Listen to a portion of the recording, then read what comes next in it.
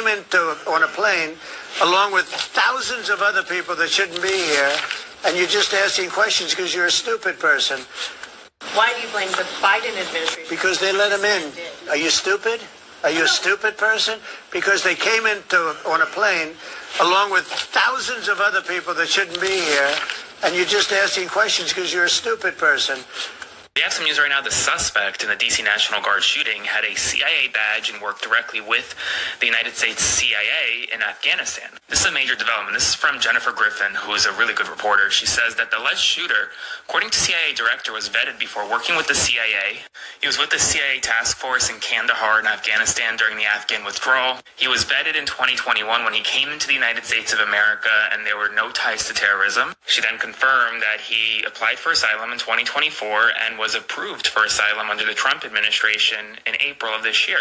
There's so much rhetoric online right now that this is President Biden's fault, this is the fault of Democrats, but this is someone who had a CIA badge, worked directly with the CIA, was very trusted, vetted multiple times, and was approved for asylum by this administration. So it's important, before you start blaming one party or the other, just get your facts straight.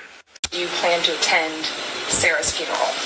I haven't thought about it yet, but it certainly is something I could conceive of. I love West Virginia. You know, I won West Virginia by one of the biggest margins of any president anywhere. And it's, you know, these are great people. I love the people of West Virginia. I love the people of our country. But I haven't given it any thought, but it sounds like something I could do, yeah.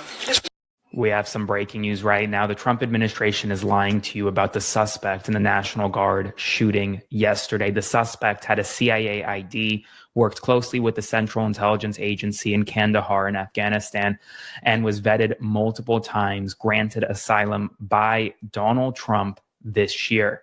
And yet there is this narrative being spread right now that this was somehow President Biden's fault, that he wasn't allowed in the country without proper vetting. None of that is true, and I need your help to spread the word to get accurate information. So like, comment, share, and subscribe to boost this. And also consider subscribing to my Substack by clicking the link below, because there's bombshell news at this hour, even on Thanksgiving. Jennifer Griffin, who's a very well-respected reporter, says that the alleged shooter worked for the CIA in Afghanistan out of the Kandahar base, according to John Ratcliffe, who is Donald Trump's CIA director. The shooter was vetted before working with the CIA by the National Counterterrorism Center and the CIA.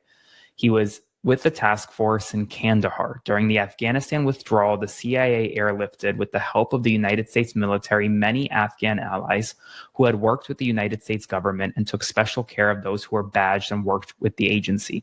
They were taken to bases in Qatar and Europe, and then onward to military bases in the United States, where further vetting was supposed to take place. Having a CIA ID would have put him in the, quote, vetted category. Nothing in his background when he arrived in the United States on September 8th, 2021, suggested links to terrorism. This man applied for asylum in 2024 in December and then was granted asylum in April under the Trump administration.